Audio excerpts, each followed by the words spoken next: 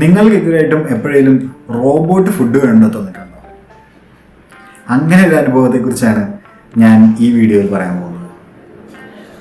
അപ്പോൾ ഇന്നലെ വരെ നമ്മൾ അൽമാട്ടിയിലായിരുന്നു, കസാഖിസ്ഥാനിൽ വന്ന് ഇറങ്ങിയുള്ളൂ, ആദ്യത്തെ ദിവസമായിരുന്നു. അങ്ങനെ നമ്മൾ ട്രെയിൻ സ്റ്റേഷൻ കണ്ടുപിടിച്ച് ട്രെയിനിൻ്റെ അകത്ത് കയറി. അവിടം വരെയാണ് ഇന്നലെ നമ്മൾ പറഞ്ഞു നിർത്തിയത്. ഇന്ന് ആ ട്രെയിനിൻ്റെ ബാക്കി കഥകളും കുറച്ച് പുതിയ അനുഭവങ്ങളെക്കുറിച്ചുമാണ് ഞാൻ പറയുന്നത്. അപ്പോൾ നമുക്ക് തുടങ്ങാം.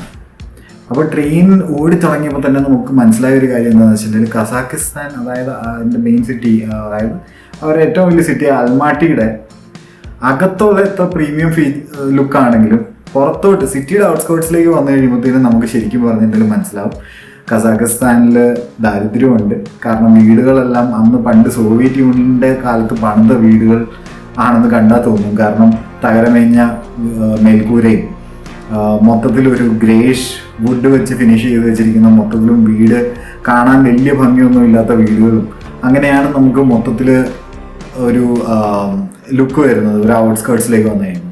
എന്നാൽ അത് കഴിഞ്ഞ് കഴിയുമ്പോഴത്തേനും നമുക്ക് ശരിക്കും പറഞ്ഞിട്ടുണ്ടെങ്കിൽ ആ സിറ്റിയുടെ പുറത്തോട്ട് ഇറങ്ങി കഴിയുമ്പോഴത്തേനും ഒരു endless scroll of grass lands ആണ്. ഗ്രാസ് ലാൻഡ്സ് എന്ന് പറഞ്ഞിട്ടുണ്ടെങ്കിൽ നമ്മൾ ശരിക്കും പറഞ്ഞിട്ടുണ്ടെങ്കിൽ നമ്മൾ വീട്ടിലൊക്കെ വെട്ടി നിർത്തുന്ന പുല്ലുണ്ടല്ലോ, അതുപോലെ എൻഡ്ലെസ് ആയിട്ടുള്ള ഒരു ഇത്. നമ്മൾ ദൂരേക്ക് നോക്കി കഴിഞ്ഞിട്ടുണ്ടെങ്കിലും ഏത് വശത്തേക്ക് നോക്കിയാലും ഗ്രാസ് മാത്രമേ കാണത്തുള്ളൂ. ചിലപ്പോൾ ഇങ്ങോ ആയിട്ട് 1-2 കുതിരകൾ നിന്ന് ഈ ഗ്രാസ് കഴിക്കുന്നത് കാണും. കുറച്ച് ചിലപ്പോൾ ഒരു പശുവിനെ 2 പശുവിനെ വെള്ളം കണ്ടാറായി. അപ്പോൾ ഇത് കുറച്ചൊക്കെ കണ്ടു. കുറച്ചാലും കട കഴിഞ്ഞപ്പോഴത്തേനും എനിക്ക് ഇരുട്ടായി തുടങ്ങി. അപ്പോൾ ഒന്നും കാണാൻ പറ്റാത്ത രീതിയിലായി, ഒന്നും ഷൂട്ട് ചെയ്യാനും ഒന്നുമില്ല. അപ്പം ഇത് ഡോറൊക്കെ അടച്ച് ഞാൻ എൻ്റെ ബെഡൊക്കെ ശരിയാക്കി ഞാൻ കിടന്നുറങ്ങി. രാത്രിയിൽ കുറച്ച് ടൈം കഴിഞ്ഞപ്പോൾ ഞാൻ എണീറ്റു. കാരണം എന്താണെന്ന് വെച്ചിട്ടുണ്ടെങ്കിൽ നമ്മൾ കുറേ ആപ്പിൾ തിന്നായിരുന്നു. ഒന്നാമത്തെ കാര്യം, ആപ്പിൾ കൊണ്ടുവന്നിട്ട് രാത്രിയിൽ അതാണ് കഴിച്ചത്. അപ്പോൾ ഈ ആപ്പിൾ കഴിച്ചിട്ട് രാത്രിയിൽ എണീറ്റ് വെള്ളം കുടിക്കണം. കാരണം അത് നല്ല മധുരമുള്ള ആപ്പിളായിരുന്നു. അപ്പോൾ വെള്ളം കുടിക്കാൻ വേണ്ടി പുറത്തിടുന്നുണ്ട്. അപ്പം വെള്ളം കുടിക്കാൻ വേണ്ടി പുറത്തോട്ട് ഇറങ്ങിയപ്പോഴാണ് എനിക്കൊരു കാര്യം കണ്ടത്. പുറത്ത് മൊത്തം വെള്ള കളറായിരിക്കുന്നു. ഇന്നലെ രാത്രിയിൽ നമ്മൾ കിടന്നുറങ്ങാൻ നേരത്ത് കണ്ട സീനറിയേ അല്ല, മൊത്തത്തിൽ വെള്ള കളറായിരിക്കുന്നു. അപ്പോൾ വെള്ള കളറ് ഇങ്ങനെ പുതച്ച് കിടക്കുന്നത്, അതായത് നമുക്ക് ഈ ലാമ്പിൻ്റെ ലൈറ്റ് ഉണ്ടല്ലോ ട്രെയിൻ പോകുന്ന വഴിക്ക്, അപ്പോൾ ആ ലാമ്പിൻ്റെ ലൈറ്റിലാണ് നമ്മൾ കാണുന്നത്. അപ്പം ഫുള്ള് വെള്ളയപ്പം എനിക്ക് മനസ്സിലായി നല്ല തണുപ്പാണ് പുറത്ത്. അകത്ത് നല്ല ചൂടാണ്. കാരണം അകത്ത് ശരിക്കും പറഞ്ഞാൽ കോട്ടൊന്നും ഇട്ടിട്ട് ഇരിക്കാൻ പറ്റത്തില്ല, അതുപോലെ ചൂട് കാണാൻ. ഇവർക്ക് റൂമിൻ്റെ അകത്ത് നല്ല ചൂട് വേണം. അപ്പോൾ നമ്മുടെ നാട്ടിലൊക്കെ ഒരു 28-30 എന്നൊക്കെ പറയുന്നുണ്ടല്ലോ, നമ്മൾ AC ഇടുന്ന ചൂട് ഇവർക്ക് തണുപ്പ് കാലത്ത് റൂമിൻ്റെ അകത്താണ്. അപ്പോൾ റൂം നല്ല ചൂടാക്കിയാണ് വെച്ചേക്കുന്നത്. അങ്ങനെ പുറത്തോട്ടൊക്കെ കുറച്ച് നേരം പിന്നെ ഞാൻ ഉറക്കം ചെറുതായിട്ട് പോയി. എനിക്ക് ഇതൊക്കെ കണ്ടപ്പോൾ എനിക്ക് കുറച്ചുകൂടെ ആവേശമായി. ഞാൻ അത്ര സ്നോ ഒന്നും കണ്ടിട്ടില്ല നമ്മുടെ ജീവിതത്തിൽ. നമ്മൾ ആകെ വല്ലപ്പോഴും ഇങ്ങനെ എവിടെയെങ്ങാനും പണ്ട് മറ്റേ നോർത്ത് ഈസ്റ്റിൽ പോയപ്പം ചെറുതായിട്ടൊന്ന് സ്നോയുടെ ഇത് ദൂരെ നിന്ന് കണ്ടെന്നല്ലാതെ ശരിക്കുള്ള സ്നോ ആദ്യമായിട്ടാണ് കാണുന്നത്. അപ്പോൾ ഞാൻ കുറേ നേരം ഇങ്ങനെ പുറത്തോട്ട് നോക്കിയിരുന്നു. അപ്പോൾ ഞാനിങ്ങനെ നോക്കി എവിടെയാണെന്ന് നമ്മൾ നോക്കി. അപ്പോൾ നോക്കിയപ്പോൾ വലിയ ഒരു ലേക്കിൻ്റെ ഇടതുവശത്താണ് നമ്മൾ. ലേക്ക് ബാൽകഷ് എന്ന് പറഞ്ഞ ലേക്കിൻ്റെ ഇടതുവശത്തോടെയാണ് നമ്മൾ ഒരു ചെറിയൊരു ലൈനിലങ്ങ് പോവുകയാണ്. ആ ലേക്ക് എന്ന് പറഞ്ഞിട്ടുണ്ടെങ്കിൽ ഭയങ്കര വലുതാണ്. എനിക്ക് തോന്നുന്നത് നമ്മുടെ കേരളത്തിൻ്റെ സൈസ് മിക്കവാറും ആ ലേക്കിന് കാണുമെന്നാണ് എനിക്ക് തോന്നുന്നത്. കാരണം ഒരു വശത്ത് നിന്ന് കഴിഞ്ഞാൽ അതിൻ്റെ അപ്പുറത്തെ വശത്ത് ലൈറ്റ് കാണാം. അങ്ങ് ദൂരെ എവിടെയെങ്കിലുമൊക്കെ ചെറുതായിട്ട് മിന്നായ പോലെ. അതപ്പുറം ഒരു സിറ്റിയാണ് അതിൻ്റെ അപ്പുറം. അപ്പോൾ അങ്ങനെ ഭയങ്കര ദൂരെ ലൈറ്റ് കാണാമെന്നല്ലാതെ ആ ലേക്കിൻ്റെ വലിപ്പം ഞാനിവിടെ പറഞ്ഞാൽ നിങ്ങൾക്ക് വിശ്വാസം വരുമെന്ന് എനിക്ക് തോന്നുന്നില്ല. അപ്പോൾ അതുപോലെ ഒരു ലേക്ക് നമ്മൾ സൈഡിൽ ഇങ്ങനെ കാണുന്നു. അത് ഞാൻ ഫോണിലെടുത്താണ് നോക്കുന്നത്, അതല്ലാതെ നമുക്ക് ശരിക്കും നേരിട്ട് കാണാൻ പറ്റത്തില്ല. പക്ഷെ തിരിച്ചു വരുമ്പോഴേ എനിക്ക് കാണാൻ പറ്റുമെന്നുള്ള ആകാംക്ഷയിലൊക്കെയാണ് ഞാൻ ഇരിക്കുന്നത്. അപ്പോൾ ഇങ്ങനെ കുറച്ചുകൂടെ ഓടി കഴിഞ്ഞ് കഴിയുമ്പോഴത്തേനും ഞാൻ ഓർത്തു ഇത് ഉറക്കം വരുന്നില്ല. കാരണം ഇപ്പം എണീറ്റ് പോയി പല കാര്യങ്ങളും ഞാൻ കണ്ടു. അപ്പോൾ ഇനിയിപ്പോൾ കുറച്ച് സ്ക്രോൾ ചെയ്യാൻ, കുറച്ച് പഠിക്കാമെന്നൊക്കെ വെച്ചു. അപ്പോൾ അങ്ങനെ നോക്കിയപ്പോഴാണ് ഞാൻ ഒരു സ്ഥലം ഈസ്റ്റേൺ കസാഖിസ്ഥാനിൽ കണ്ടത്.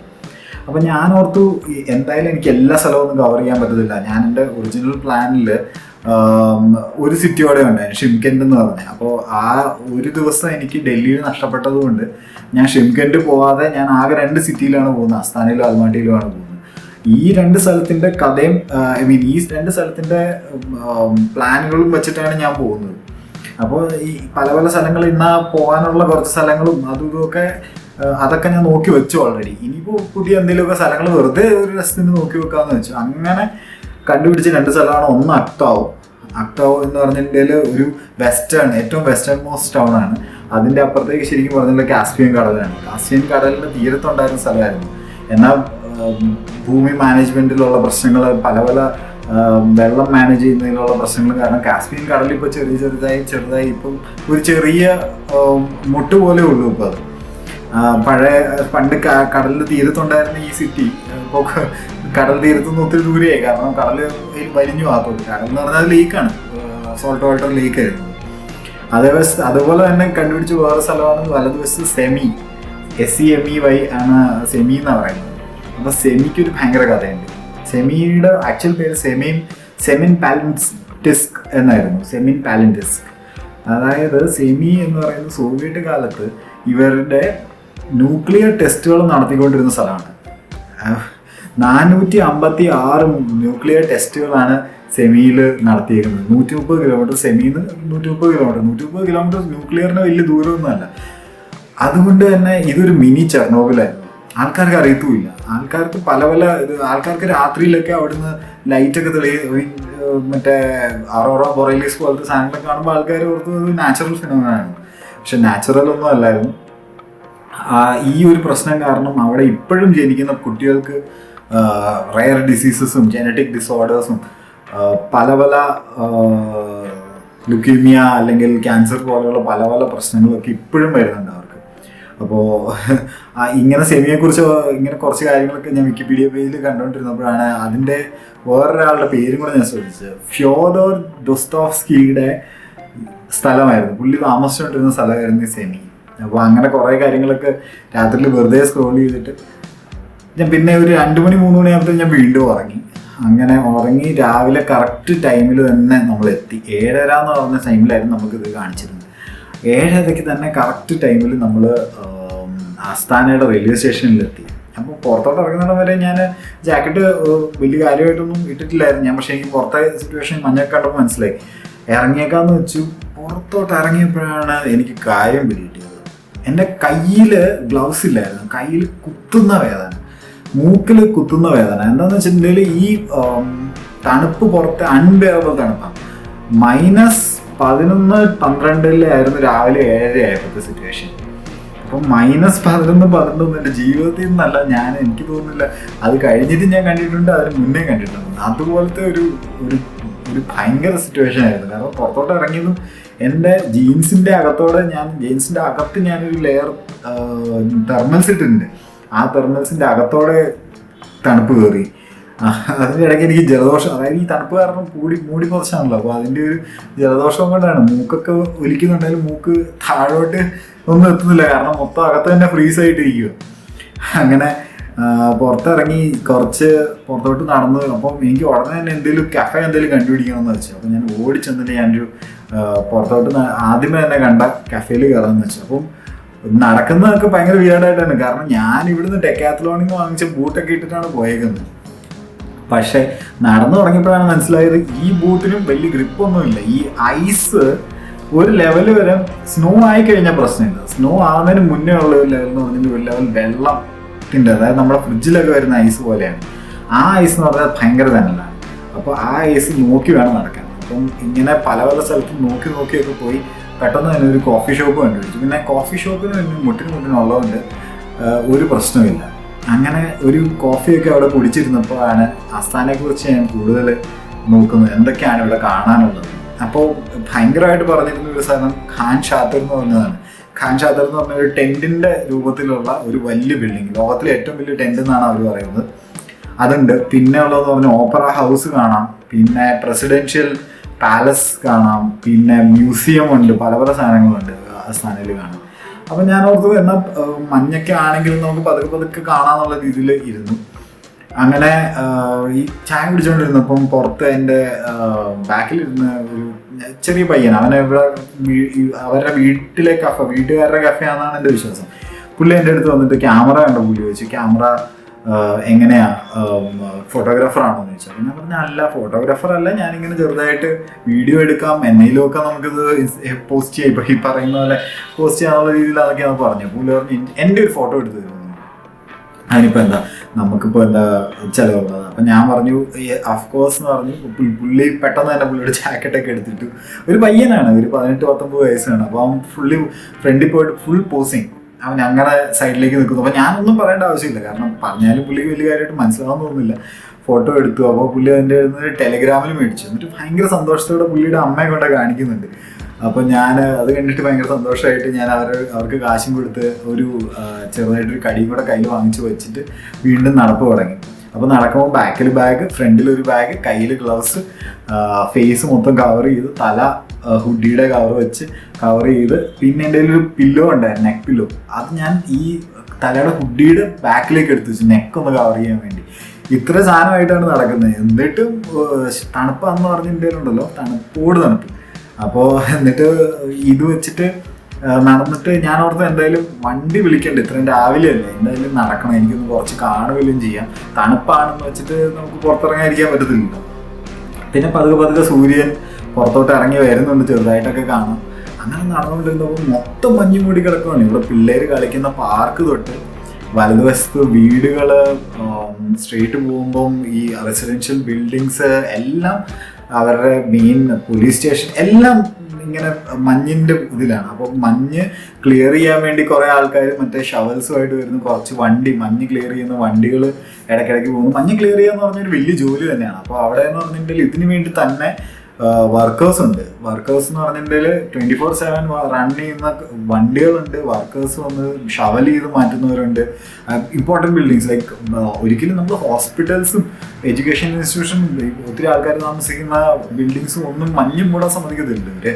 അപ്പം അതിനുവേണ്ടി 24/7 വർക്ക് ചെയ്യുന്ന ആൾക്കാരുണ്ട്, എപ്പോഴും വന്ന് ക്ലിയർ ചെയ്തുകൊണ്ടിരിക്കുന്നവരുണ്ട്. അപ്പം അങ്ങനെ ഇവരെയൊക്കെ കണ്ട് കുറച്ച് നടന്നോട്ട് നമുക്ക് കുറേ ആൾക്കാരൊക്കെ പതുക്കെ വീടുകളിൽ നിന്ന് പുറത്തിറങ്ങി തുടങ്ങി. അപ്പോൾ അവരെല്ലാം മറ്റേ ഫർ കോട്ടാണ് യൂസ് ചെയ്തത്. ഞാനെന്ന് പറഞ്ഞിട്ട് ഒരു ലൈറ്റർ കോട്ടാണ്.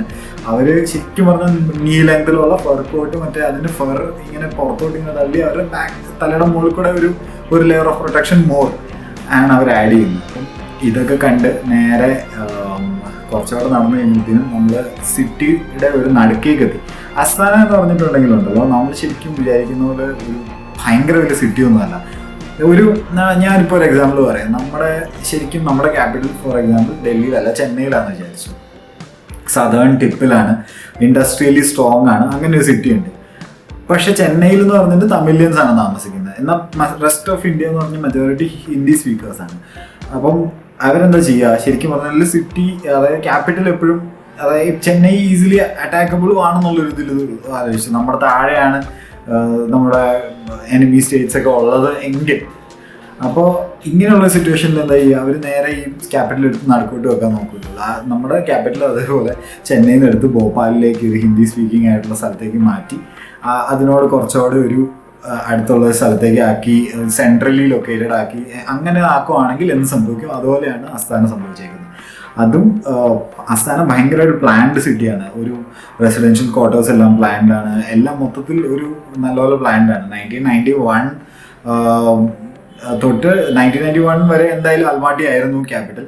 അത് കഴിഞ്ഞ് 97 വരെയും ഇവർ അൽമാട്ടിയിൽ തന്നെ കണ്ടിന്യൂ ചെയ്യും. 97 നമ്മൾ അസ്താനയിലേക്ക് ക്യാപിറ്റൽ ഇവർ കസാഖിസ്ഥാൻ മാറ്റിയത്. അപ്പം ഇത് കുറച്ചുകൂടെ നടുക്കത്ത്, I mean Almaty southern city ആണെങ്കിൽ ഇത് ഓൾമോസ്റ്റ് കസാഖിസ്ഥാൻ്റെ നടുക്കാണ് അസ്താന എന്ന് പറയുന്ന സിറ്റി. അതുകൊണ്ടാണ് ഇത്രയും തണുപ്പും കൂടുതൽ.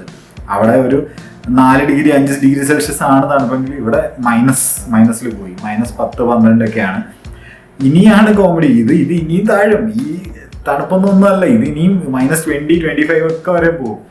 കാരണം ഇത് ശരിക്കും സൈബീരിയയുടെ അറ്റമെത്തി. കുറച്ചുകൂടെ അങ്ങ് പോയി കഴിഞ്ഞാൽ യുറാൽ മൗണ്ടൻസ് ആണ്. കുറച്ചുകൂടെ സ്ട്രേറ്റ് മുകളിലോട്ട് കയറി കഴിഞ്ഞിട്ടുണ്ടെങ്കിൽ റഷ്യയുടെ സൈബീരിയൻ ഭാഗം എത്തി. അപ്പം മറ്റേ വോൾഗ നദിയൊക്കെ ഒഴുകുന്ന സ്ഥലമുണ്ടല്ലോ, നമ്മൾ ഒത്തിരി വായിച്ചിട്ടും കേട്ടിട്ടും ഉള്ള. അപ്പോൾ അതുപോലത്തെ സ്ഥലങ്ങളൊക്കെ തൊട്ടടുത്താണ്. അപ്പോൾ നമ്മൾ എത്തി ഓൾമോസ്റ്റ്. ഇത് ഇങ്ങനെ അസ്താന കണ്ട് നടന്ന് ഞാൻ കുറച്ചുകൂടെ കഴിഞ്ഞപ്പോഴത്തേനും ഇത് ഒരു നടുക്കൊരു സിറ്റിയുടെ സെൻറ്ററിൽ എത്തി കഴിഞ്ഞപ്പോഴത്തേനും വലിയൊരു എക്സ്പാൻസ് ഓഫ് വൈറ്റ് ഷീറ്റ്സ്, അങ്ങനെയാണ് നമുക്ക് തോന്നുള്ളൂ. ഫോർ എക്സാമ്പിൾ നമ്മുടെ ഒരു ഭാരതപ്പുഴയുണ്ടല്ലോ, ഭാരതപ്പുഴയിൽ മൊത്തം സിമെന്റ് ഇട്ട് അങ്ങനെ വെച്ചിട്ടുണ്ടെങ്കിൽ എങ്ങനെയിരിക്കും അതുപോലെ. കാരണം ഒരു പുഴയാണ്, അതാണ് ആസ്ഥാനയുടെ മെയിൻ റിവർ, ഇഷിം റിവർ എന്നാണ് പേര്. ആ റിവറിന്റെ വെള്ള പൊതിഞ്ഞിട്ട് അത് മൊത്തം ഐസായിട്ട് മാറി.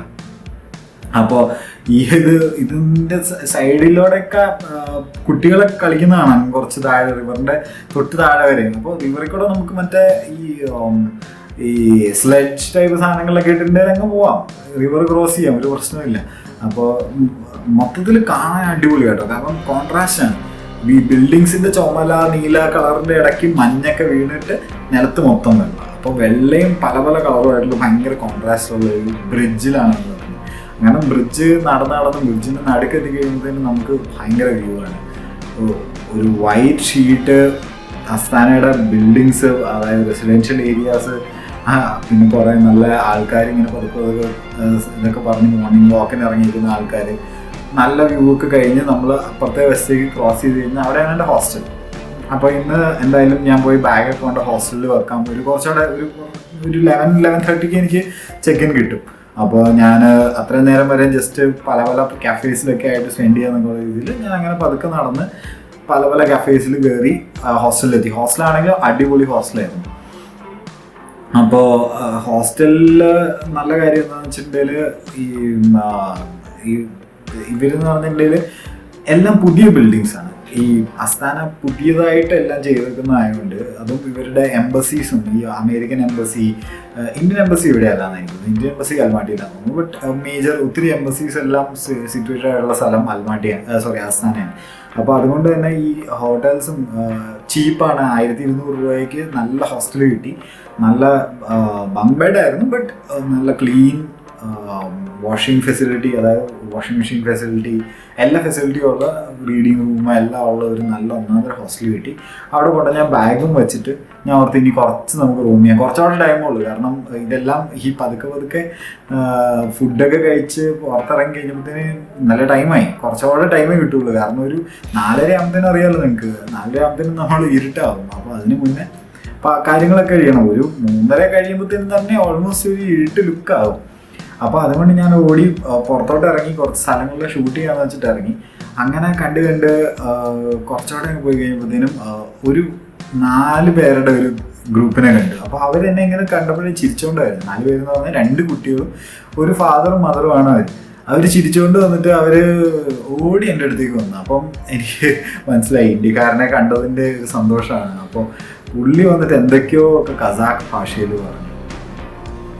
അപ്പം എനിക്കൊന്നും മനസ്സിലായില്ല, പക്ഷെ നല്ല ഫ്രണ്ട്ലി ആയിട്ട് ചിരിച്ചുകൊണ്ടാണ് പുള്ളി പറയുന്നത്. അപ്പോൾ പുള്ളി പെട്ടെന്ന് പുള്ളിയുടെ ഫോൺ എടുത്തിട്ട് കാണിച്ചു. പുള്ളി വീട്ടിലേക്ക് കോൾ ചെയ്തുകൊണ്ടിരുന്നതിൻ്റെ ഇടയ്ക്കാണ് എന്നെ കണ്ടത്. അപ്പോൾ അവരെയും കാണിക്കുന്നുണ്ട് ഇടയ്ക്കിടയ്ക്ക് എന്താ ഇന്ത്യക്കാരനെ കണ്ടു എന്നുള്ള രീതിയിൽ.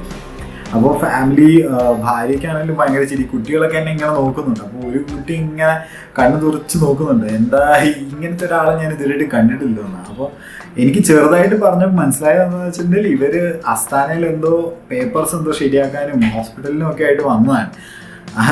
അപ്പോൾ ഇവര് അതിൻ്റെ ഇടയ്ക്ക് ഇങ്ങനെ ഇവർ ഏതാണ്ട് ഔട്ട്സ്കേർട്ട് സിറ്റീസിലുള്ളതാണ്, ടുവേർഡ്സ് യുറാൽ മൗണ്ടൻ ആ സ്ഥലത്തേക്ക്, അതായത് റഷ്യൻ സൈഡിലേക്കുള്ളതാണ്. ഇവര് ഇടയ്ക്ക് ഇങ്ങനെ വന്നപ്പോൾ എന്നെ കണ്ടപ്പോൾ ഇവർ ഭയങ്കര സന്തോഷമായി. ഇവരൊരു വെക്കേഷൻ മൂഡിലാണ്. അപ്പം അതിൻ്റെ ഫോട്ടോ ഒക്കെ എടുത്തു. അപ്പം ഞാനും പറഞ്ഞു ശരി, അപ്പോൾ താങ്ക്സ് ഒക്കെ പറഞ്ഞ് ഞാനും പതുക്കെ അവിടെ നിന്ന് പോകുന്നു. കാരണം ഒത്തിരി നേരം നിൽക്കാൻ വരുന്നില്ല, കാരണം അവർക്കത്ര പ്രശ്നമില്ല, അവർക്ക് ഈ തണുപ്പൊക്കെ സഹിക്കും. നമ്മൾ ഇതൊക്കെ ആദ്യമായിട്ടാണല്ലോ.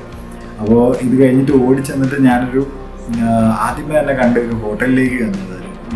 നല്ല ഹോട്ടലായിരുന്നു. അപ്പം പുറത്തുനിന്ന് കണ്ടപ്പോഴേ എനിക്ക് ഇഷ്ടപ്പെട്ടു. ഞാൻ ഇത്രയും നേരം കഴിച്ചുകൊണ്ടിരുന്നതെന്ന് പറഞ്ഞിട്ട് പുറത്തുനിന്ന് വളരെ മിനിമലായിട്ട് ഈ ലോക്കൽ ബർഗർ ജോയിൻസിൽ നിന്നൊക്കെ കഴിച്ചുകൊണ്ടിരുന്നത്, മക്ഡൊണാൾഡ്സ് ടൈപ്പ് കണ്ടിട്ടുണ്ടെങ്കിൽ അവിടെ കയറി കഴിച്ചിട്ടുണ്ട്. ഇത് പ്രോപ്പർ റെസ്റ്റോറൻറ്റ്, നല്ല ഒരു ടർക്കിഷ് രീതിയിൽ മൊത്തത്തിൽ അലങ്കരിച്ച് വെച്ചിരിക്കുന്നു. നല്ല കളർഫുൾ ലൈറ്റ്സ് ഇട്ടിട്ടുണ്ട്. അപ്പോൾ ആ ഹോട്ടലിൽ മൊത്തത്തിൽ ഞാനൊരാളുള്ളൂ. അപ്പോൾ ഞാൻ പോയി ഇതൊക്കെ ഫുഡൊക്കെ നോക്കി കഴിഞ്ഞപ്പോഴത്തേനും 1-2 നല്ല ഫുഡ് ഐറ്റംസ് ഒക്കെ കണ്ടു. ഒരു ഹോട്ട് സൂപ്പ് ഓർഡർ ചെയ്യാന്ന് വെച്ചു, ഇവരുടെ ഒരു ഫേമസ് ഡിഷാണ്. അപ്പോൾ ഇത് ഞാൻ ചോദിച്ചു ഇതിൻ്റെ അകത്ത് എന്താ മീറ്റ് എന്താണെന്ന് ചോദിച്ചു. അപ്പോൾ പുള്ളിക്ക് പറയാൻ പറ്റുന്നില്ല എന്താ സാധനം എന്ന്, പുള്ളിക്ക് ഇങ്ങനെ എക്സ്പ്ലെയിൻ ചെയ്യാൻ പറ്റുന്നില്ല. അപ്പം ഞാൻ പുള്ളിക്ക് ഗൂഗിൾ ട്രാൻസ്ലേറ്റിൽ ഇട്ട് കൊടുത്തു കഴിഞ്ഞപ്പോൾ പുള്ളി എനിക്ക് അയച്ചു തന്നു. ഇത് ഹോഴ്സ് മീറ്റും റാഡിഷും പിന്നെ വേറെ എന്തോ കുറച്ച് സാധനങ്ങളൊക്കെ കൂടി ചേർത്തൊരു സൂപ്പാണ്. അപ്പോൾ ഹോഴ്സ് മീറ്റ്, ഞാനാണ് എൻ്റെ ജീവിതത്തിൽ ഹോഴ്സ് മീറ്റ് കഴിച്ചിട്ടില്ല. നമ്മൾ ബാക്കിയുള്ളതെല്ലാം കഴിച്ചിട്ടുണ്ട്, കുതിരയുടെ ഇറച്ചി ഞാൻ ഇതുവരെയും കഴിച്ചിട്ടില്ല. അപ്പം ഞാനിക്കൊന്ന് ഇത് നോക്കി ഞാൻ കഴിക്കണോ വേണ്ടതെന്ന്. പുള്ളിയോട് ഞാൻ ചോദിച്ചു, ട്രാൻസ്ലേറ്ററിൽ തന്നെ ചോദിച്ചു ഇത് എങ്ങനെയാണ് ടെക്സ്ചർ എങ്ങനെയാണെന്നൊക്കെ ചോദിച്ചു. പുള്ളി പറഞ്ഞു നമ്മൾ കഴിക്കുന്ന ഇറച്ചി ബീഫിൻ്റെ ഒക്കെ സെയിം ടെക്സ്ചറാണ്.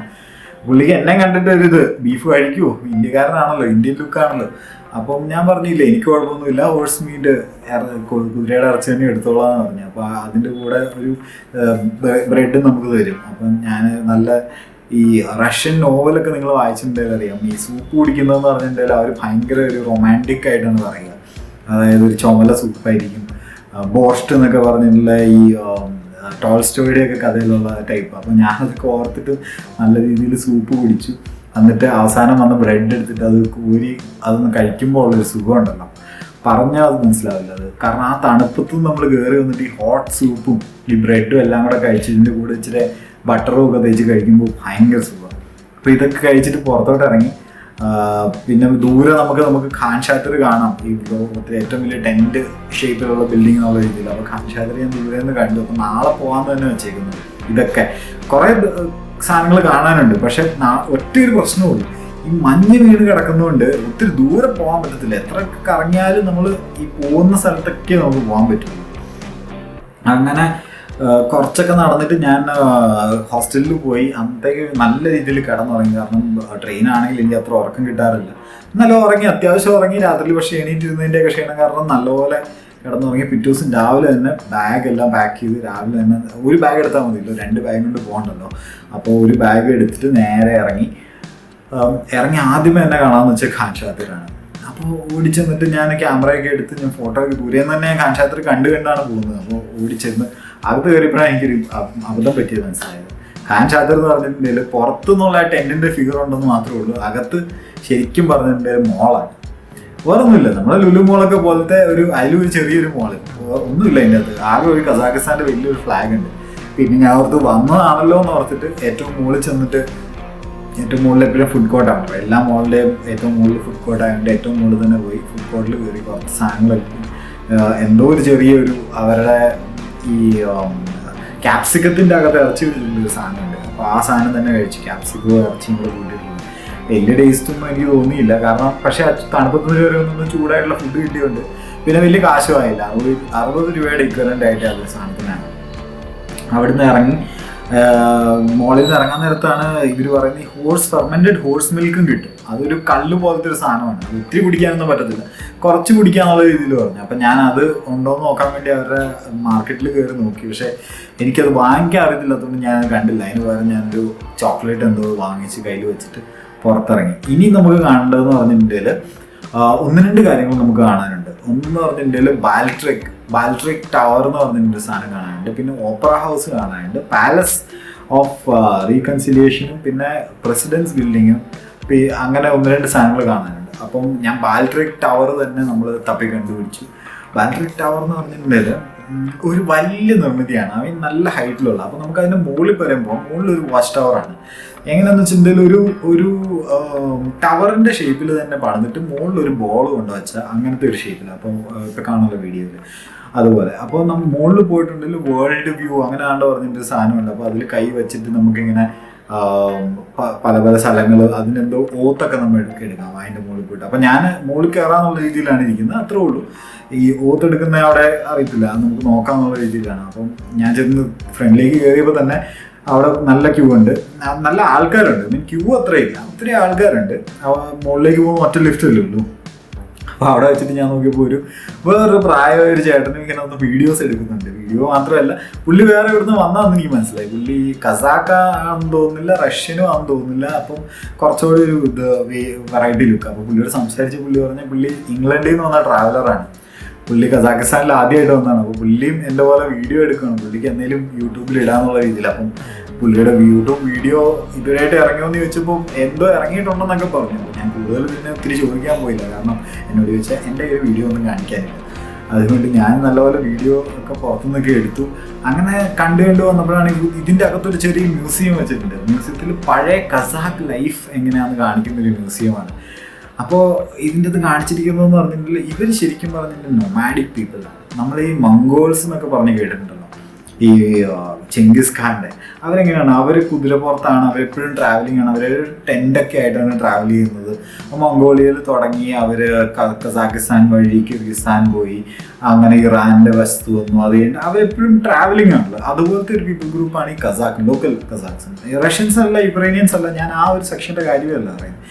ലോക്കൽ കസാക്സ് എന്ന് പറഞ്ഞിട്ടുണ്ടെങ്കിൽ ഒരു മംഗോളോയിഡ് ഫീച്ചറുള്ള ആൾക്കാരാണ്. അവർ ഭയങ്കരമായിട്ട് നൊമാഡിക് ആണ്. അവരുടെ കയ്യിൽ എപ്പോഴും അവരുടെ മെയിൻ ഇത് ഹോഴ്സാണ്.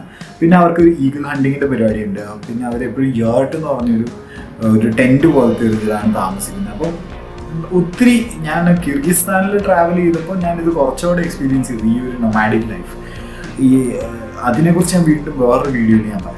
പക്ഷേ ആ ഒരു എൻറ്റയർ ഞാൻ ആദ്യമായിട്ട് എക്സ്പീരിയൻസ് ചെയ്തത് കസാഖിസ്ഥാനിൽ ഈ ബാൽട്രിക് ടവറിൻ്റെ അകത്തുള്ള ഈ ഒരു മ്യൂസിയത്തിലാണ്. അപ്പോൾ അവർ യൂസ് ചെയ്തുകൊണ്ടിരിക്കുന്ന വെപ്പൺസ് അവിടെ ഡിസ്പ്ലേ ചെയ്തിട്ടുണ്ട്. അവരുടെ റൂംസ് എങ്ങനെയാണ്, കാർപ്പറ്റ്സ് എങ്ങനെയാണ് ഇട്ടേക്കുന്നതെന്ന് അവർ ഡിസ്പ്ലേ ചെയ്തിട്ടുണ്ട്. ആർട്ട് വർക്ക്, അതായത് ജ്വല്ലറി എങ്ങനെയാണ്, അങ്ങനെ കുറേ കാര്യങ്ങൾ എനിക്ക് അവിടുന്ന് പഠിക്കാൻ പറ്റി. അന്നേരത്തിന് എൻ്റെ ലിഫ്റ്റ് വന്നു കഴിഞ്ഞപ്പോഴത്തേന് ആൾക്കാരെല്ലാം എന്നെ നോക്കുന്നുണ്ട്. കാരണം ഈ ഒരു എൻറ്റയർ ഗ്രൂപ്പിൽ മൊത്തത്തിലൊരു ഡാർക്കർ സ്കിന്നിൻ്റെ ഒരു കുറച്ചുകൂടി ഒരു ബ്രൗണിഷ് സ്കിന്നുള്ള അല്ലെങ്കിൽ ഒരു ഡാർക്കർ സ്കിന്നുള്ളതെന്ന് പറഞ്ഞിട്ടുണ്ടെങ്കിൽ ഞാനാണ്. പിന്നെ വേറെ ഫീച്ചേഴ്സും ഫേഷ്യൽ ഫീച്ചറും വേറെയുള്ള. അപ്പോൾ അവർക്കെല്ലാം മനസ്സിലായി ഞാൻ ഇന്ത്യക്കാരനാണ്. പക്ഷേ അവരിങ്ങനെ കുട്ടികളൊക്കെ ശരിക്കും ആകാംക്ഷയോടെ നോക്കുന്നുണ്ട്, ആരാണ് ഇതെന്നുള്ള രീതിയിൽ. അങ്ങനെ മുകളിലെത്തിക്കഴിഞ്ഞപ്പോഴത്തേക്കും മുകളിൽ മറ്റേ ഞാൻ പറഞ്ഞില്ലേ ഒരു ബുക്ക് വെച്ചിട്ടുണ്ട്, അപ്പോൾ ഒരു ഓത്തെടുക്കുന്ന പരിപാടിയൊക്കെ, അതൊക്കെ ഭയങ്കര തിരക്കാണ്. പക്ഷേ എനിക്ക് സിറ്റി നല്ലപോലെ കാണാം. അപ്പോൾ ഞാൻ 360 ഡിഗ്രിയിൽ, ഞാൻ അകത്ത് നല്ല ഹീറ്റഡ് റൂമാണല്ലോ, നല്ലപോലെ ഞാൻ 360 ഡിഗ്രിയിൽ റൂം അസ്താന സിറ്റി മൊത്തം കണ്ടു. അപ്പം ഒരു കാര്യം ഭയങ്കര ക്ലിയറാണ്, സിറ്റി ഭയങ്കര വെൽ പ്ലാൻഡ് ആണ്.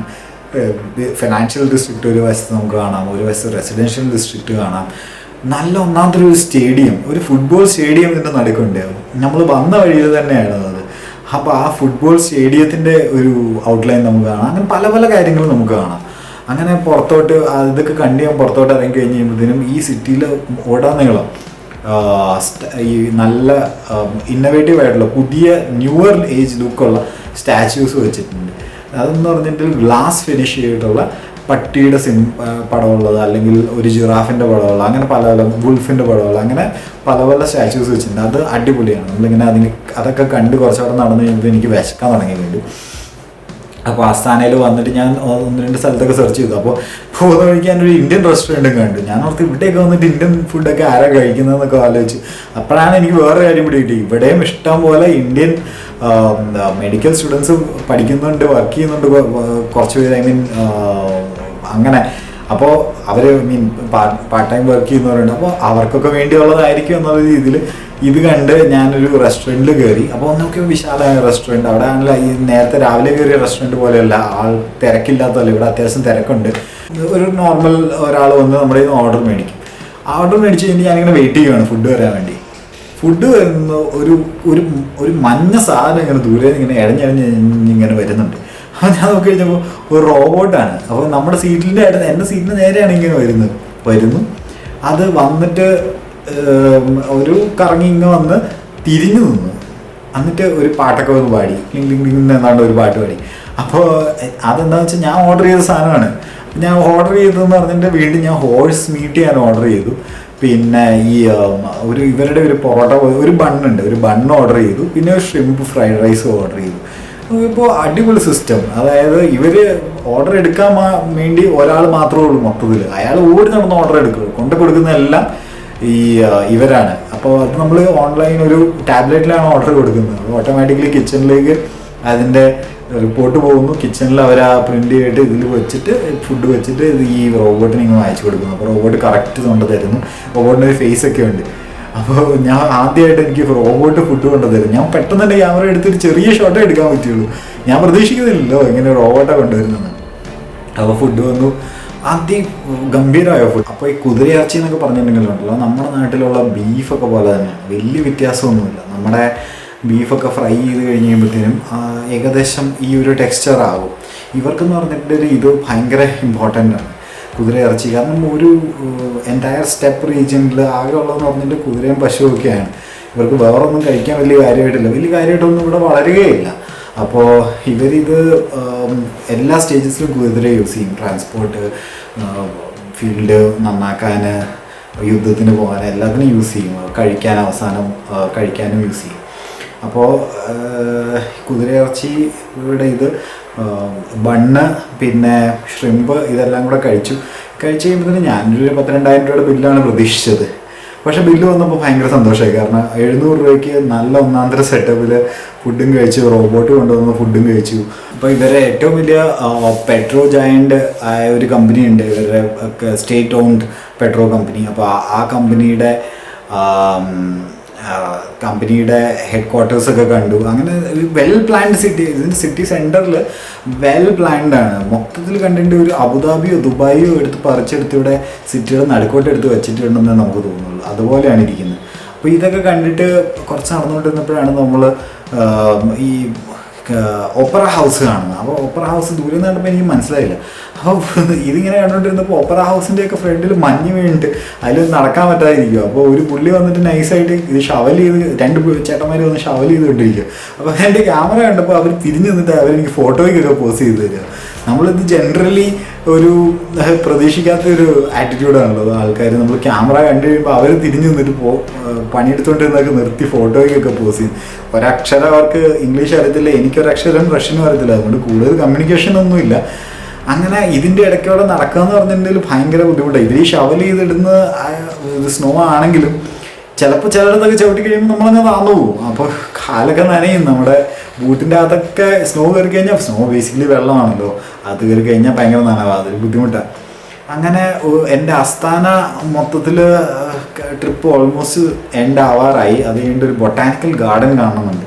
അപ്പോൾ ഞാൻ പെട്ടെന്ന് ബൊട്ടാനിക്കൽ ഗാർഡൻ്റെ അങ്ങോട്ടൊരു ഊബർ എടുത്ത് ചെന്ന് കഴിഞ്ഞപ്പോഴാണ് എനിക്ക് മനസ്സിലായത് ബൊട്ടാനിക്കൽ ഗാർഡൻ കാണാനുള്ളൊരു ടൈമൊന്നും ഇല്ല. എനിക്കൊരു 1 hourനുള്ളിലാണ് ശരിക്കും ട്രെയിൻ പറഞ്ഞേക്കുന്നത്. ഇപ്പോൾ റിസ്ക് എടുക്കേണ്ട, രാത്രിയിൽ ഇനി യാൻഡെക്സ് ആണ് യൂസ് ചെയ്യുന്നത്. യാൻഡെക്സ് എന്ന് പറഞ്ഞിട്ടുണ്ടെങ്കിൽ ഊബർ, അവിടുത്തെ ഊബറാണ്, റഷ്യൻസിൻ്റെ ഊബറാണ് ശരിക്കും പറഞ്ഞാൽ യാൻഡെക്സ്. അപ്പോൾ യാൻഡെക്സിൽ ഞാൻ അവിടെ ബൊട്ടാനിക്കൽ ഗാർഡൻ്റെ ഫ്രണ്ട് ചെറിയ എത്തിയിട്ട് ഞാൻ അകത്ത് കയറാതെ ഞാൻ തിരിച്ചു വന്നു. അപ്പം ഞാൻ ബൊട്ടാനിക്കൽ ഗാർഡനെ കുറിച്ച് വായിച്ചപ്പോൾ മനസ്സിലായത് എന്താണെന്ന് വെച്ചിട്ടുണ്ടെങ്കിൽ അവിടെ ബനാന, നമ്മുടെ കോക്കനട്ട്, അങ്ങനെ എല്ലാ വാഴ, തേങ്ങ, മാങ്ങ എല്ലാ സാധനവും അതിൻ്റെ അകത്തുണ്ട്. അതൊരു ബയോസ്ഫിയറാണ്, അതിൻ്റെ അകത്ത് ക്രമീകരിച്ച് വെച്ചേക്കുകയാണ് എല്ലാ ക്ലൈമറ്റ്സിനും വേണ്ടിയുള്ളത്. അപ്പോൾ പല സാധനങ്ങൾ കാണാമെന്നുള്ള രീതിയിലൊക്കെയാണ് ഇരിക്കുന്നത്. പക്ഷേ ഞാനതൊന്നും കണ്ടില്ല. കാരണം നമുക്ക് ഓബ്വിയസ് ടൈമില്ല എന്നുള്ളത്. നമ്മൾ നേരെ എത്തി നമ്മുടെ മെയിൻ സ്റ്റേഷനിൽ, അതായത് നമ്മൾ വന്നിറങ്ങിയ സെയിം സ്റ്റേഷനിലെത്തി. സ്റ്റേഷനിൽ വന്ന് ഞാൻ ഇരുന്നു. 1 hourൽ നമ്മളിത് കാണിക്കും, ഇപ്പം ട്രെയിൻ വരുമെന്ന് ഓർത്തു, ട്രെയിൻ വന്നില്ല. നമ്മൾ എപ്പോഴും ഞാൻ അതിൻ്റെ ബോർഡിൽ പോയി നോക്കുന്നുണ്ട്. അപ്പോൾ ബോർഡിൽ ഈ ട്രെയിനിൻ്റെ കാര്യം മാത്രം വന്നിട്ടില്ല, ഇത് ഡിലേഡ് ആണെന്നും അവിടെ എഴുതിയിട്ടുണ്ട് ചെറുതായിട്ട്. അപ്പം ഞാൻ ചെറിയ ആശ്വാസം, എന്തായാലും ഡിലേഡ് ആണല്ലോ, അപ്പം വരും. അപ്പം ഞാൻ കുറച്ച് നേരം ആയപ്പോൾ എനിക്കൊരു ഡൗട്ട്, ഇനി എങ്ങാനും ഇവർ ആ സാധനം മാറ്റാത്തതാണോ, ഇനി ട്രെയിൻ എങ്ങാനും പോയോ വന്നിട്ട്. ഇവർ ഇങ്ങോട്ട് വന്നപ്പോൾ കണ്ടില്ലേ കറക്റ്റ് ടൈമില്ല, 4:30 എന്ന് പറഞ്ഞ സമയമുണ്ട്, 4:30 ആ ട്രെയിൻ അവിടെ നിന്ന് ഇറങ്ങിയായിരുന്നു. അപ്പം ഞാൻ ഒരു പ്രായമായ ഒരു ചേച്ചിയുണ്ട്, ഒരു നീല കോട്ടൊക്കെ ഇട്ട്, അവരുടെ ടിപ്പിക്കൽ യൂണിഫോം ഉണ്ട്, ആ കോട്ടൊക്കെ ഇട്ട് ഒരു തൊപ്പിയൊക്കെ വെച്ചിട്ട് പുള്ളിക്കാരത്തെയാണ് സ്റ്റേഷൻ, അതായത് സെക്യൂരിറ്റി ഇൻചാർജ് എന്ന് മനസ്സിലായി. പുള്ളിക്കാരി ഞാൻ ഓടിച്ചെന്ന് കണ്ടുപിടിച്ചു, പിന്നെ ഓടിച്ചെന്ന് സംസാരിച്ചു. പുള്ളിക്കാരി ചെറിയൊരു ഇംഗ്ലീഷ് അറിയാം. എന്നിട്ട് ഞാൻ ഇതിലൊക്കെ കസാക്ക് ഭാഷയിൽ മാറ്റി, റഷ്യനിൽ കസാക്കിൽ എന്തോ മാറ്റിയിട്ട് ഞാൻ പുള്ളിക്കാരി എഴുതി കാണിച്ചു. പുള്ളിക്കാരി പറഞ്ഞു ഒന്നും പേടിക്കണ്ട. പുള്ളിക്കാരി എന്നെ ഇൻഫർമേഷൻ സെൻറ്ററിൽ കൊണ്ട്, അവിടെ ഇരിക്കുന്ന പെണ്ണ് നല്ലപോലെ ഇംഗ്ലീഷ് അറിയാം. അപ്പോൾ പുള്ളിക്കാരി എൻ്റെ അടുത്ത് പറഞ്ഞു ട്രെയിൻ ഡിലേഡാണ്, 2-3 മണിക്കൂറേലും പിടിക്കും, ഒന്നും പേടിക്കണ്ട. ഇത് ട്രെയിൻ എന്താണെന്ന് വെച്ചിട്ടുണ്ടെങ്കിൽ ട്രെയിൻ യുറാൽ മൗണ്ടൻസിൽ നിന്നാണ് വരുന്നത്. അതെന്ന് പറഞ്ഞിട്ടുണ്ടെങ്കിൽ റഷ്യയുടെ അറ്റമാണ്, റഷ്യയുടെ ഓൾമോസ്റ്റ് യൂറോപ്പ്, ഇതിൻ്റെ അപ്പുറത്തെ വശം റഷ്യയാണ്, യുറാൽ മൗണ്ടൻസിൽ. അപ്പോൾ ആ വശത്തു നിന്നാണ് വരുന്നത്. അവിടുന്ന് ഇങ്ങനെ വരുമ്പോൾ എന്താണെന്ന് വെച്ചിട്ട് അവിടെ ഫുൾ സ്നോ ആയതുകൊണ്ട് സ്നോ നീക്കം ചെയ്ത് പതുക്കെ ട്രെയിനിന് വരാൻ പറ്റുന്നുള്ളൂ. അപ്പോൾ ട്രെയിൻ ഡിലേഡാന്ന് പറഞ്ഞു. അപ്പോൾ ഞാനോർത്ത് 3 മണിക്കൂറെങ്കിൽ 3 മണിക്കൂർ ഇവിടെ ഇരുന്നല്ല. ഫോണിൽ എന്താ ഞാൻ ഡൗൺലോഡ് ചെയ്ത് വെച്ചിട്ടുണ്ടായിരുന്നു നേരത്തെ, ഞാൻ ഹോസ്റ്റലിലുണ്ടായിരുന്ന സമയത്ത് നല്ല വൈഫൈ ആയിരുന്നു. അപ്പം ഞാൻ എന്തോ ഇരുന്ന് കണ്ടൊക്കെ തുടങ്ങി. അങ്ങനെ കണ്ടിട്ട് കുറച്ച് നേരം 3 മണിക്കൂർ കഴിഞ്ഞ് പുറത്തിറങ്ങി കഴിഞ്ഞപ്പോൾ എനിക്ക് ഇവരെ കാണുന്നില്ല, ഐ മീൻ ട്രെയിനൊന്നും വന്നിട്ടില്ല. അപ്പം ഞാൻ ഓടിച്ചെന്നിട്ട് പുള്ളിക്കാരി വീണ്ടും ഭയങ്കര ഞാൻ പാനിക്കായി. കാരണം എവിടെ ട്രെയിൻ, ഇനിയിപ്പോൾ ട്രെയിൻ പോയി ഇവർക്ക് പറഞ്ഞൊന്നും മനസ്സിലാകാത്തതാണോ. അങ്ങനെ നിന്ന് കഴിഞ്ഞപ്പോഴത്തേനും ആ ചേച്ചിക്ക് മനസ്സിലായി ഞാൻ പാനിക്കാവുകയെന്ന്. ശരിക്കും പറഞ്ഞാൽ പാനിക്കാവേണ്ട കാര്യമൊന്നുമില്ല, പക്ഷെ നമ്മൾ സോളോ ആണല്ലോ ട്രാവൽ ചെയ്യുന്നത്. ഇവിടുന്ന് ഇത് മിസ്സായി കഴിഞ്ഞിട്ട് പിന്നെ വീണ്ടും ബുക്ക് ചെയ്യണം, അതൊക്കെ ഓർത്തിട്ടാണ്. ഇന്ന് രാത്രിയിലേക്കൊന്നും ബുക്കും ചെയ്തിട്ടില്ല. അപ്പോൾ പുള്ളിക്കാരി എൻ്റെ പ്രശ്നം മനസ്സിലായി. അപ്പോൾ പുള്ളിക്കാരി എന്നെ കൂട്ടിക്കൊണ്ട് പോയിട്ട് ഒരു കഫേയിൽ കൊണ്ടുവരുത്തി. പുള്ളിക്കാരി പറഞ്ഞു ഇവിടെ ഇരുന്ന് ഒന്നും പേടിക്കണ്ട, ഞാൻ അകത്ത് പോയിട്ട് ട്രെയിൻ വന്നു കഴിയുമ്പോൾ നിങ്ങളെ വിളിക്കാം, ഒന്നും പേടിക്കണ്ടെന്ന് പറഞ്ഞു. ഇവിടെ ധൈര്യമായിട്ട് ഇരുന്നോളാൻ പറഞ്ഞു. എന്നാലും എൻ്റെ കണ്ണ് എപ്പോഴും മറ്റേ ബോർഡിലാണ് എപ്പോഴാണ് ട്രെയിൻ വരുന്നതെന്നുള്ളത്. അപ്പോൾ ഞാൻ അവിടെ ഇരുന്ന് ഫുഡ് ചെറുതായിട്ട് അവരുടെ ഉണ്ടായിരുന്ന എന്തോ ഫുഡ് കഴിച്ചു. അപ്പോൾ അവിടെ ഒരു പ്രായമായ സ്ത്രീയും ആ സ്ത്രീയുടെ കൊച്ചുമോൾ എന്ന് പറഞ്ഞാൽ 10-11 വയസ്സാണ്. ആ കൊച്ചു ഇവർ രണ്ടുപേരുമാണ് ഇത് നടത്തുന്നത്. അങ്ങനെ അവിടെ ഇരുന്ന് കഴിഞ്ഞപ്പോഴത്തേനും ഫുഡ് കഴിച്ചുകൊണ്ടിരുന്നപ്പോൾ ഒരു ബാക്കിലിരുന്ന് എൻ്റെ ബാക്കിൽ ഒരു ചേട്ടൻ ഇപ്പോൾ നല്ല വണ്ണമുള്ള ഒരു കുറച്ച് റഷ്യൻ ഫിഗറുള്ള, അതായത് നമ്മൾ റഷ്യൻ മാഫിയ എന്നൊക്കെ പറഞ്ഞ് കണ്ടിട്ടില്ലേ, അതുപോലെ ഒരു തൊപ്പിയൊക്കെ വെച്ചിട്ടുണ്ട്. ആ ഒരു രീതിയിലുള്ള തൊപ്പിയൊക്കെ വെച്ചിട്ടുള്ള ഒരു ചേട്ടൻ ഇരിപ്പുണ്ടായിരുന്നു. അപ്പോൾ പുള്ളി അവിടെ ഇരുന്നിട്ട് പുള്ളി വെള്ളം അടിച്ചിട്ടുണ്ടെന്ന് 100%. അവിടെ ഇരുന്ന് എന്തൊക്കെയോ പ്രശ്നം ഉണ്ടാകുന്നു. ഈ പുള്ളിക്കാരത്തി കുറച്ച് കഴിഞ്ഞപ്പോൾ ദേഷ്യം വരാൻ തുടങ്ങി. നമ്മുടെ മെയിൻ കഫേയിലുണ്ടായിരുന്ന ഓണറാണെന്നാണ് എൻ്റെ വിശ്വാസം. പുള്ളിക്കാർ ഈ നേരത്തെ വിളിച്ച് ചേച്ചിയെ കോൾ ചെയ്തു. ആക്ച്വലി ഫോണിൽ വിളിച്ച് പുള്ളിക്കാരിയും കുറേ ഇത് അറ്റൻഡൻസും ഒക്കെ ആയിട്ട് വന്നു, അതായത് സെക്യൂരിറ്റി ആയിട്ട് വന്നു. എന്നിട്ട് ഇയാളെ പറഞ്ഞു നിങ്ങൾ ഇവിടെ പിടിക്കാൻ പറ്റത്തില്ല, പുറത്തോട്ട് ഇറങ്ങിക്കോളാൻ പറഞ്ഞ് പുള്ളിക്കാരനെ കിക്ക് ഔട്ട് ചെയ്തു. അപ്പോൾ ഇവിടെ കൊണ്ട് ഈ കഥ തീരുന്നില്ല. അയാൾ പുറത്തോട്ട് പോയി. അപ്പോൾ ഞാൻ കുറേ നേരമായിട്ട് ഞാൻ ഈ കഫേയിലിരിക്കുക. ഞാൻ ഇത് കഴിഞ്ഞിട്ട് ഞാൻ പതുക്കെ ഇവർക്ക് പേയും ചെയ്തിട്ട് ഞാൻ പറഞ്ഞു ഞാൻ പുറത്ത് വരുന്നോളാന്ന് പറഞ്ഞ് ഞാൻ പുറത്തോട്ട് ഇറങ്ങി. കാരണം എങ്ങാനും മിസ്സായാലോ എന്ന് പറഞ്ഞിട്ട് ഞാൻ പുറത്തോട്ട് ഇറങ്ങി. ഞാൻ ഒരു സ്ഥലത്ത് പോയിരുന്നപ്പോൾ ഈ കിക്ക് ഔട്ട് ചെയ്ത പുള്ളി ഉണ്ടല്ലോ, പുള്ളി കറങ്ങി തിരിഞ്ഞിട്ട് എൻ്റെ അടുത്ത് വന്നിരുന്നു. പുള്ളി വെള്ളം അടിച്ചതിൻ്റെ നാട്ടെന്ന് പറഞ്ഞിട്ടുണ്ടെങ്കിൽ എൻ്റെ മുഖത്തേക്ക് നമുക്ക് പുള്ളി അടുത്തിരുന്ന് കഴിയുമ്പോൾ നമുക്ക് അവസരം വരും. അവിടെ ഇരുന്ന് സംസാരിക്കാൻ തുടങ്ങി. കല്ല് പിടിച്ചാൽ അറിയാലോ ആൾക്കാർ, സംസാരിച്ച് ഒരു നിർത്താത്ത രീതിയിൽ സംസാരിക്കും. അപ്പോൾ ഇയാൾ സംസാരിച്ച് എന്തൊക്കെയോ ഒക്കെ പറയുന്നുണ്ട്. അപ്പോൾ എനിക്ക് അവസാനം മനസ്സിലായത് എന്താണെന്ന് വെച്ചിട്ടുണ്ടെങ്കിൽ പുള്ളിയുടെ വീട് ഷിംഗൻഡിലാണ്. പുള്ളി ഇവിടെ ബിസിനസ്സിന് വേണ്ടി എന്തോ വന്നതാണ്. പുള്ളി അഡ്വക്കേറ്റാണ്. പുള്ളി ആൾക്കാരുടെ കോൺസുലേറ്റും അങ്ങനത്തെ എല്ലാ പരിപാടികളും പുള്ളി ചെയ്യുന്നതാണ്. പുള്ളിയുടെ കാർഡൊക്കെ പുള്ളി എന്നെ കാണിച്ചു. അപ്പോൾ വന്നിട്ട് ഒരു ദിവസത്തിൻ്റെ ആഘോഷമാണ്, തിരിച്ചു പോകുന്നതിൻ്റെ ആഘോഷമാണ് ട്രെയിനിൽ കയറുന്നതിന് മുന്നേ ഉള്ള. നല്ലപോലെ അടിച്ച് മിനിങ് ചെയ്യുന്നത്. അപ്പോൾ പുള്ളിയുടെ കഥയൊക്കെ പറഞ്ഞിട്ട് പുള്ളി എന്നോട് ചോദിച്ചു മുസ്ലിം ആണോ ഹിന്ദു ആണോ എന്ന് ചോദിച്ചു. അപ്പം എനിക്ക് തോന്നി ഇതൊക്കെ എന്തിനാണ് ചോദിക്കുന്നത്. അല്ല അവിടെ എങ്ങനെയാണെന്ന് വെച്ചിട്ടുണ്ടെങ്കിൽ ഇവർ മതം വലിയ കാര്യമായിട്ട് പുറത്തോട്ട് കാണിക്കത്തില്ല. ഇവരെല്ലാം ഒത്തിരി പേര് മുസ്ലിംസാണ്. അപ്പോൾ അവരാ ഇത് പുള്ളിക്ക് അറിയാനുള്ളൊരു ഇതും കൊണ്ടാണ്. അല്ലാതെ ഇപ്പോൾ ഹിന്ദു ആണോ മുസ്ലിം ആണെന്നോ പറഞ്ഞാൽ പുള്ളി എനിക്ക് പ്രത്യേകിച്ച് ഡിഫറൻസ് ഒന്നും വരില്ല. പക്ഷെ ഞാൻ ഹിന്ദു എന്ന് പറഞ്ഞാൽ പുള്ളി അത് ചോദിച്ചൊരു ആംഗ്യമാണ് എനിക്ക് ഭയങ്കര വിയേഡായിട്ട് തോന്നി. പുള്ളി എന്നെ ഇങ്ങനെ കാണിച്ചു. അപ്പോൾ കട്ട് ചെയ്തിട്ടുള്ളതാണോ എന്നുള്ള രീതിയിൽ ഞാൻ പറഞ്ഞു അല്ലാന്ന് ഞാൻ പറഞ്ഞു. അപ്പോൾ പുള്ളിക്ക് പെട്ടെന്നൊരിത് അപ്പോൾ ഹിന്ദു ആണെന്ന് അപ്പോഴാണ് പുള്ളിക്ക് മനസ്സിലായത്. ഞാൻ ഹിന്ദു എന്ന് പറഞ്ഞപ്പോഴും പുള്ളിക്ക് മനസ്സിലായില്ല. കട്ട് ചെയ്തതല്ല എന്ന് പറഞ്ഞപ്പോൾ പുള്ളിക്ക് കാര്യം പിടികിട്ടി. അപ്പോൾ അങ്ങനെ ഒരു വിയേർഡ് സിറ്റുവേഷനിൽ കുറേ നേരം ഇരുന്നിട്ട് ഇങ്ങനെ ട്രെയിൻ വരാൻ വേണ്ടി പിന്നെയും വെയിറ്റ് ചെയ്തു. അപ്പം ഇവർ പറഞ്ഞ ടൈമൊക്കെ കഴിഞ്ഞു. രാത്രിയിൽ ഒരു 12 മണിയൊക്കെ ആയപ്പോഴത്തേന് ഏതോ ഒരു ട്രെയിൻ വന്നു. അപ്പോൾ എന്നോട് ആ ചേച്ചി പറഞ്ഞത് ഞാൻ എന്നെ വിളിക്കാൻ വരുമെന്നാ. ഒന്നും പേടിക്കണ്ട മോൻ, എവിടെ ഇരുന്നു, ഞാൻ വിളിക്കാൻ വരും, ട്രെയിൻ വരും. അപ്പോൾ എൻ്റെ ഒരു ഹഞ്ചിൽ ഇപ്പോൾ വന്ന ട്രെയിൻ ആയിരിക്കും എന്ന് ഓർത്ത് ഞാൻ പുറത്തിറങ്ങി നോക്കിയപ്പോൾ ഇതേ ട്രെയിനാണ്. അപ്പം ഞാൻ ഓടിച്ചെന്ന് എൻ്റെ ടിക്കറ്റ് ഞാൻ കാണിച്ചു. അപ്പോൾ പറഞ്ഞു കയറിക്കോ ഇതാണ് ട്രെയിൻ എന്ന് പറഞ്ഞു. അപ്പം ഞാൻ പുള്ളിക്കാരത്തിക്കൊന്നും വേണ്ടി വെയിറ്റ് ചെയ്തില്ല. ഞാൻ റൂമിൽ കയറി ചെന്ന് കഴിഞ്ഞപ്പോൾ എനിക്ക് ഇപ്രാവശ്യം കൂപ്പേ കിട്ടിയില്ല. 2 ഷെയറിംഗ് ആണ്. താഴെ ഒരു പ്രായമായ ചേച്ചിയാണ്. ചേച്ചി എന്ന് പറഞ്ഞിട്ടുണ്ടെങ്കിൽ ഒരു 45-50 വയസ്സേലും കാണും. ഞാൻ മുകളിലത്തെ ഡെക്കിലോ. അപ്പോൾ ഞാൻ നൈസായിട്ട് കയറി സെറ്റിലെല്ലാം ചെയ്തു. പുള്ളിക്കാരത്തി എന്തൊക്കെയോ വീട്ടിലൊക്കെ വിളിച്ച് കോളൊക്കെ ചെയ്തു. അങ്ങനെ ട്രെയിൻ പതുക്കെ പുറപ്പെട്ടു. ട്രെയിൻ പുറപ്പെട്ടതെന്ന് പറഞ്ഞിട്ടുണ്ടെങ്കിൽ പഴയ പോലെ ഇങ്ങ് വന്നപ്പോഴത്തെ സ്പീഡൊന്നുമല്ല. അപ്പോൾ പോകുമ്പോൾ നല്ല സ്ലോ ആണ്. സ്ലോ എന്ന് പറഞ്ഞാൽ മഞ്ഞ് കാരണം പല സ്ഥലത്തും നിർത്തി മഞ്ഞ് ക്ലിയർ ചെയ്ത് പിന്നെ പോയി. അല്ലെങ്കിൽ വേറെ ട്രെയിൻ ലേറ്റായി ഓടുന്നത്. ഈ ട്രെയിൻ ലേറ്റ് ആയതുകൊണ്ട് ഇതിൻ്റെ ടൈമിൽ ഓടുന്ന ട്രെയിനിനൊക്കെ കയറ്റി വിട്ട് പതുക്കെ മന്ദം പോകുന്നു. അങ്ങനെ പിറ്റേ ദിവസം രാവിലെ 7 മണിക്ക് എത്തേണ്ട ട്രെയിന് ഞാൻ അൽമാട്ടിയിൽ തിരിച്ചെത്തിയത് ഉച്ചയ്ക്ക് 2:30 ആയപ്പോഴാണ്.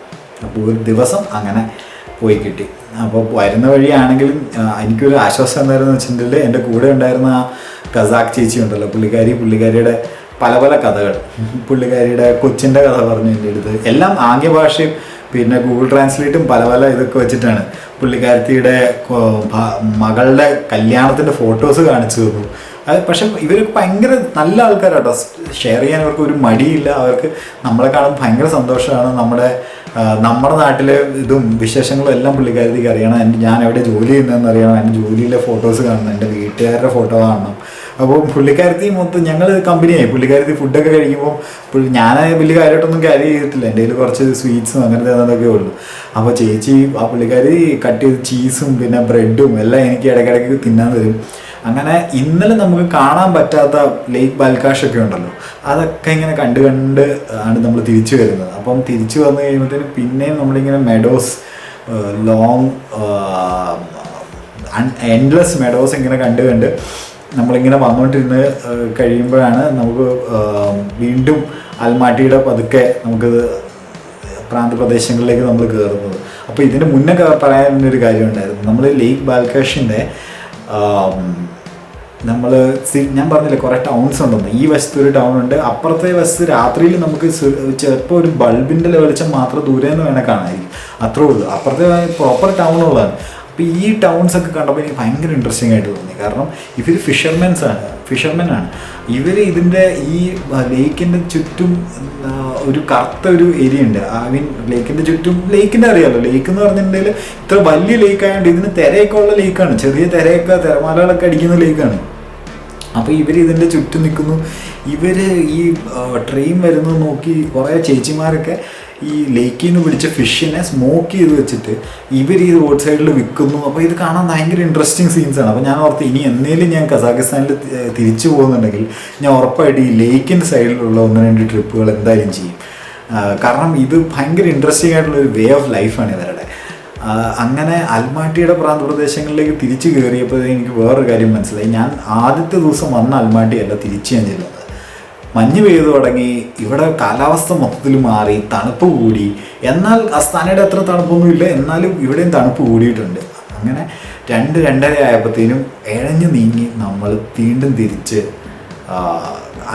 കസാഖിസ്ഥാൻ്റെ പഴയ തലസ്ഥാനമായ അൽമാട്ടിയിൽ നമ്മൾ തിരിച്ചെത്തി.